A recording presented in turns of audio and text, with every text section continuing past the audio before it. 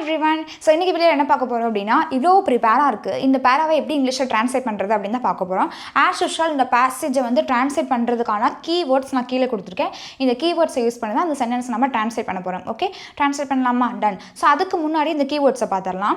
So இந்த வாக்கியங்களை எங்கே வந்துட்டு வாங்கினேன் அப்படின்னு சொல்லி வருதோ அந்த இடத்துல வேர்ப் செகண்ட் ஃபார்ம் வந்து யூஸ் பண்ணணும். சரியா? ஸோ வாங்கினேன் அப்படின்றதுக்கு இங்கிலீஷில் என்னென்னு சொல்லுவா? பை.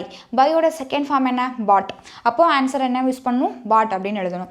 இதை அது கேள்வியாக கேட்கும் பொழுது, எங்கே வாங்கினேன், எப்போ வாங்கினேன், எப்படி வாங்கினேன் அப்படின்னு கேள்வியாக கேட்கும் பொழுது அதை நம்ம பிரித்து இந்த வேர்ப் செகண்ட் ஃபார்மை பிரித்து டிட் V1 அப்படின்னு சொல்லி பிரித்து எழுதுவோம். அதாவது டிட் பை அப்படின்னு பிரித்து எழுதுவோம். சரியா?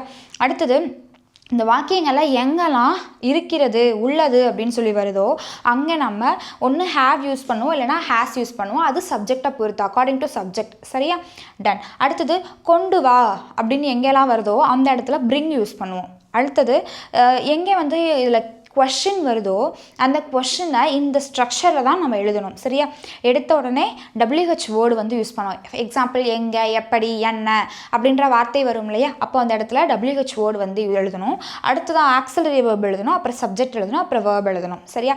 ASV அறம் செய்ய விரும்பு கான்செப்ட். ஓகே, ஸோ இப்போ இந்த இடத்துல நம்ம என்ன போடுவோம்? ஆக்சிலரி வேர்பு, சப்ஜெக்ட், வேர்ப் போடுவோம். ஸோ இப்போ இந்த கீவேர்ட்ஸை வச்சு இந்த சென்டென்ஸை ட்ரான்ஸ்லேட் பண்ண போகிறோம். பண்ணலாமா? ஃபஸ்ட் சென்டென்ஸ் பாருங்கள். நான் நேற்று ஒரு பேக் வாங்கினேன் அப்படின்னு சொல்லியிருக்கு. இதில் நான் சொன்னேன் இல்லையா, வாங்கினேன் அப்படின்னா நம்ம என்ன யூஸ் பண்ணோம்? வேர்ப் செகண்ட் ஃபார்ம் யூஸ் பண்ணோம் அப்படின்ட்டு. ஸோ இப்போ நான் அப்படின்றதுக்கு இங்கிலீஷில் ஐ அப்படின்னு எழுதியாச்சு. நான் வாங்கினேன். அப்போது பாட். வாங்கினேன் அப்படின்னா என்ன யூஸ் பண்ணுவோம்? வேர்ப் செகண்ட் ஃபார்ம் பாட் யூஸ் பண்ணும். அப்போது ஐ பாட். என்ன வாங்கினேன்? நான் ஒரு பேக் வாங்கினேன். அப்போது அ பேக். ஒரு பேக் அப்படின்றது அ back. I bought a back. எப்போ வாங்கினேன்? நேற்று. அப்போது yesterday. I bought a bag yesterday அப்படின்னு எழுதியாச்சு. அடுத்தது பாருங்கள். அப்படியா, எங்கே வாங்கினேன் அப்படின்னு சொல்லி கேட்போம் இல்லையா? அப்போ அப்படியா அப்படின்றதுக்கு என்ன யூஸ் பண்ணலாம்? Is it.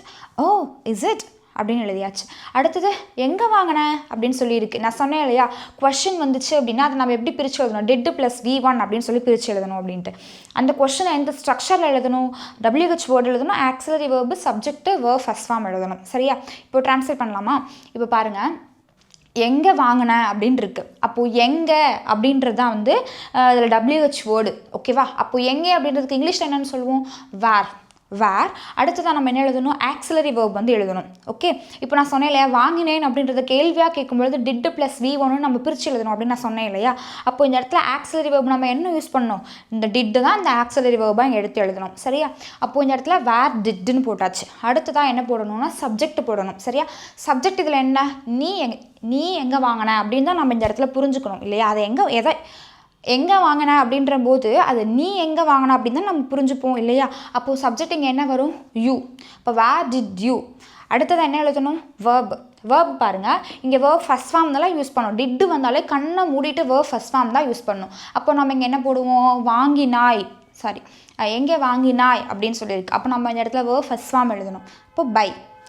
பாருங்கள், எங்கே வாங்கினாய் அப்படின்ற போது வேர் டிட் யூ பை அப்படின்னு சொல்லி எழுதணும். ஓகே, அடுத்தது பாருங்கள், நான் அதை அமேசானில் இருந்து வாங்கினேன் அப்படின்னு சொல்லியிருக்கு. அப்போது நான் அதை அமேசானில் இருந்து வாங்கினேன் அப்படின்னு சொல்லி வந்துருச்சு. வாங்கினேன் அப்படின்னாலே வேர்ப் செகண்ட் ஃபார்ம் யூஸ் பண்ணணும். அப்போது நான் அப்படின்றதுக்கு ஐ யூஸ் பண்ணியாச்சு, வாங்கினேன் அப்படின்றதுக்கு பாட் யூஸ் பண்ணியாச்சு. ஐ பாட். அதை அப்படின்ற போது நம்ம இட் யூஸ் பண்ணணும். ஐ பாட் இட். அடுத்து நான் அதை எங்கேருந்து வாங்கினேன்? அமேசானில் இருந்து வாங்கினேன். அப்போது அமேசானில் இருந்து அப்படின்றதுக்கு ஃப்ரம் அமேசான். ஃப்ரம் அப்படின்னா இருந்து. Okay, from Flipkart, from Amazon அப்படின்ற மாதிரி. அப்போ ஆன்சர் என்ன? ஐ பாட் இட் ஃப்ரம் அமேசான் அப்படின்னு சொல்லி எழுதியாச்சு. அடுத்தது பாருங்கள், அதுக்கு 6 மாதம் வாரண்ட்டி இருக்குது. அது இந்த பேகுக்கு 6 மாதம் வாரண்ட்டி இருக்குது அப்படின்னு சொல்லுவோம் இல்லையா? ஸோ அப்போது வந்து பாருங்கள், அதுக்கு அப்படின்னு இருந்துருச்சு. அப்போது இங்கிலீஷில் இது என்னென்னு போடுவோம்? இட் அப்படின்னு சொல்லி போடுவோம். இட். இருக்கிறது அப்படின்னு இருக்கா? இருக்கிறது அப்படின்னு வந்தாலே நம்ம என்ன யூஸ் பண்ணோம்? இருக்கிறது, உள்ளது அப்படின்னு தான் ஹேவ் ஆர் ஹேஸ் யூஸ் பண்ணோம். இங்கே சப்ஜெக்ட் இட்டுன்னு வந்துருச்சு. ஹீ ஷி இட் வந்தால் நம்ம வேர்பு கூட என்ன சேர்க்கணும்? ஹேஸ் தானே சேர்க்கணும். சப்ஜெக்ட் கூட நம்ம என்ன சேர்க்கணும்? ஹேஸ் தானே சேர்க்கணும். அப்போது இட் ஹேஸ். அதுக்கு இருக்குது. என்ன இருக்குது? 6 மாதம் வாரண்ட்டி இருக்குது. அப்போது 6 months வாரண்ட்டி. அப்போ இட் ஹேஸ் 6 months வாரண்ட்டி அப்படின்னு எழுதியாச்சு. அடுத்தது, என் ஃபோன், வேலட், வாட்டர் பாட்டில் மாதிரியான பொருட்களை எடுத்து செல்ல போதுமான அளவு இடம் உள்ளது அப்படின்னு சொல்லியிருக்கு. நான் திரும்பவும் சொல்கிறேன், இருக்கிறது, உள்ளது அப்படின்னு வந்தால் ஹேவ் ஆர் ஹேஸ் யூஸ் பண்ணணும். சேம் இதே இங்கே எப்படி இட் ஹேஸ்ன்னு சொல்லி போட்டோமோ அதே மாதிரி இங்கே இட் ஹேஸ் அதுக்கு இருக்குது. என்ன இருக்குது அப்படின்னா ஃபோன், வேலட், வாட்டர் பாட்டில் மாதிரியான பொருட்களை எடுத்து செல்ல போதுமான அளவு இடம் இருக்குது. ஓகே, அப்போது இந்த இடத்துல என்ன போடணும்? போதுமான அளவு இடம் இருக்குது அப்படின்னு சொல்லி எழுதணும். அப்போ it has enough space. Okay, it has enough space எதுக்கு அப்படின்னா என்னோடய திங்ஸை எடுத்துகிட்டு போக, கேரி பண்ணி கொண்டுட்டு போக. அப்போ இந்த இடத்துல டு கேரி அப்படின்னு சொல்லி எழுதலாம். சரியா? டு கேரி எதை? என்னோடய திங்ஸை. ஓகே, அப்போது மை திங்ஸ் என்ன மாதிரியான பொருட்களை எடுத்துகிட்டு போகிறதுக்கு? இப்போ என் ஃபோன், வாலெட், வாட்டர் பாட்டில் மாதிரியான பொருட்களை. அப்போது இந்த இடத்துல நம்ம என்ன யூஸ் பண்ணுவோம்? லைக் அப்படின்னா மாதிரி, அது போல் அப்படின்னு அர்த்தம். அப்போ இந்த இடத்துல லைக் என்னென்ன கொடுத்துருக்கேன்? என் ஃபோன், வேலட், வாட்டர் பாட்டில். அப்போ my phone, wallet and water bottle. அப்போது it has enough space to carry my things like my phone, wallet and water bottle. அவ்வளோதான், சிம்பிள், ஈஸி தான். அடுத்தது பாருங்கள். அப்போது உன் புது பேக்கை ஆஃபீஸ்க்கு கொண்டு வா அப்படின்னு சொல்லி நம்ம கேட்போம் இல்லையா?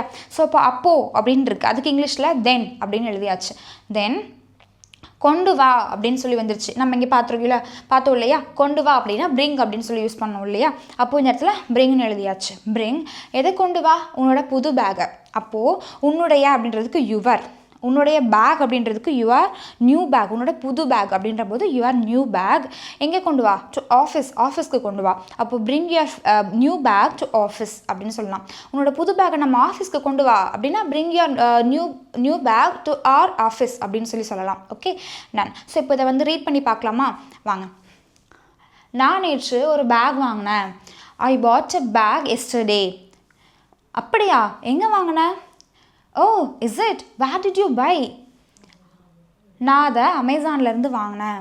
அப்படின்னா I bought it from Amazon. அதுக்கு 6 மாதம் வாரண்ட்டி இருக்குது. அப்படின்னா இட் ஹேஸ் 6 months வாரண்ட்டி. இதில் என் ஃபோன், வேலட், வாட்டர் பாட்டில் மாதிரியான பொருட்களை எடுத்து செல்ல போதுமான அளவு இடம் உள்ளது. அப்படின்னா it has enough space to carry my things like my phone, wallet and water bottle. அப்போது உன் புது பேக்கை ஆஃபீஸ்க்கு கொண்டு வா அப்படின்ற போது then bring your new bag to office. So இந்த வீடியோ உங்களுக்கு யூஸ்ஃபுல்லாக இருக்கும் நம்புறேன். யூஸ்ஃபுல்லாக இருந்துச்சு அப்படின்னா உங்களோட ஃப்ரெண்ட்ஸ்க்கும் ஷேர் பண்ணுங்கள். அண்ட் மறக்காமல் நம்ம சேனலை சப்ஸ்கிரைப் பண்ணுங்கள். சப்ஸ்கிரைப் பண்ண மட்டும் பத்தாது, கீழே இருக்க பெல் ஐக்கானை கிளிக் பண்ணி ஆல் இருக்கிறத கிளிக் பண்ணுங்கள். அப்போ தான் ரெகுலராக நான் போடுற வீடியோஸ் உங்களுக்கு நோட்டிஃபிகேஷனில் ஷோ ஆகும். Okay, thank you.